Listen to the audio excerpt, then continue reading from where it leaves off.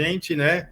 E a gente vai ouvir aí a opinião do Alexandre Garcia.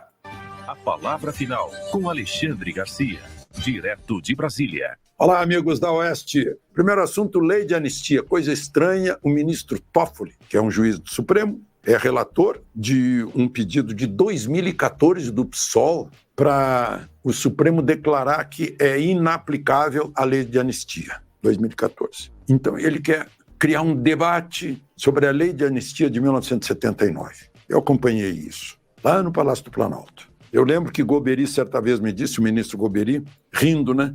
O MDB não quer uma anistia ampla, geral e restrita, porque eles têm medo que o Brizola seja anistiado, entre no país e rache a oposição. Aí ele ria, pois o Brizola vai vir anistiado. E chegou aqui, a Ivete Vargas tinha tirado o PTB dele, ele criou o PDT. Bom, outra coisa. E aí, gente, em 2010, houve uma ação, eu anotei aqui, é incrível, incrível. Foi julgada no Supremo a lei de anistia. A OAB queria revogar a lei da anistia. A OAB que fez o maior movimento em prol da anistia, que queria revogar. Toffoli se declarou impedido em 2010. E aí, o presidente do Supremo, o ministro César Peluso, passou um pito na OAB, dizendo que é uma consciência tardia e anacrônica. A ministra Carmen Lúcia deixou uma frase muito importante. Não há como julgar o passado aos olhos de hoje. Anistia de 79 era para pacificar o país, né?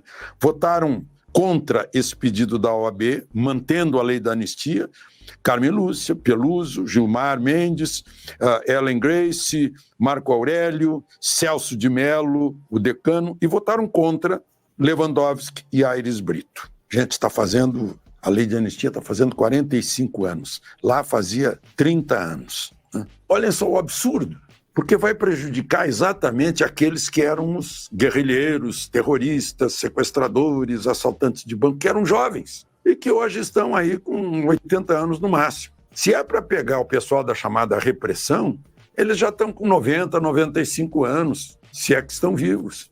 Então, mexer nisso parece que é para mexer numa brasa para ver se vem fogo de novo. E o ministro Toffoli parece que está entrando nessa. É um pedido do PSOL lá de 2014 que apareceu agora.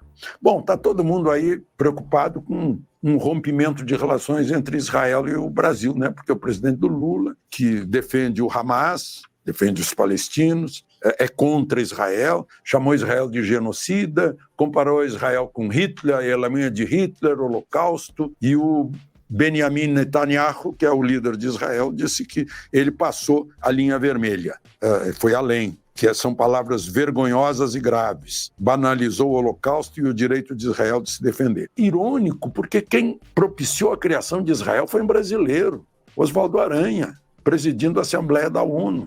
Então há esse laço. Enfim, é muito complicado. O presidente Lula disse isso lá na Etiópia. Ele foi lá para o norte da África, mais exatamente nordeste da África.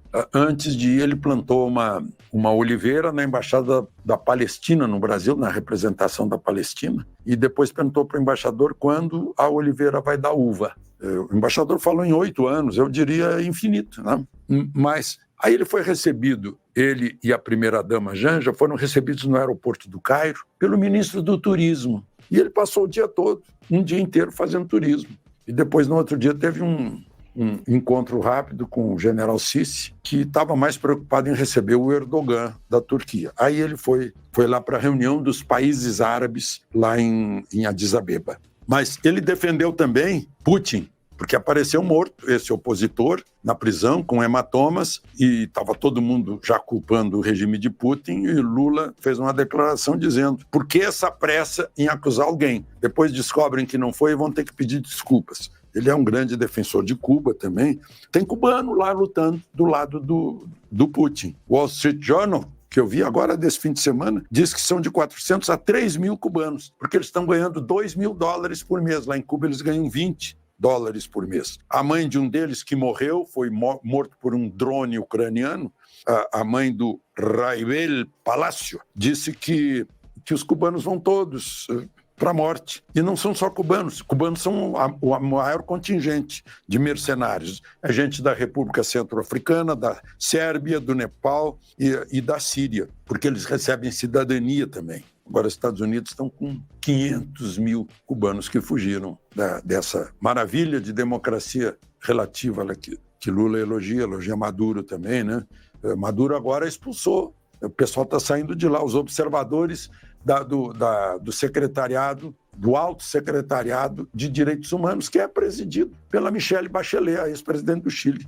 Está mandando embora, porque acha que estão se metendo só porque ele está aprendendo os opositores e os candidatos à presidência, tal como o Ortega da Nicarágua. De Brasília, Alexandre Garcia. Pois é.